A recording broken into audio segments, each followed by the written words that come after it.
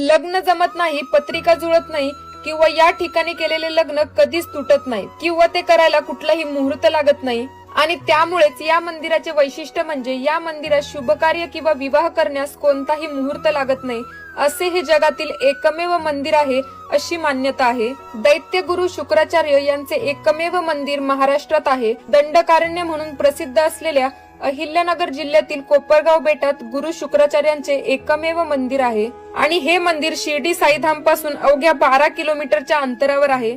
तसेच संजीवनी मंत्र जेथे प्रत्यक्षात उच्चारला गेला ते पवित्र स्थान देखील येथे आहे। गुरु शुक्राचार्यांच्या मंदिरासमोर पेशव्यांनी वाड्याच्या अवशेषातून देवण्याच्या ओवऱ्या पूर्वी बांधलेल्या असून समोर विष्णू आणि गणपती यांची ही मंदिरे आहेत। मुख्य मंदिरात गुरु शुक्राचार्यांची मूर्ती आणि शिवलिंग आहे।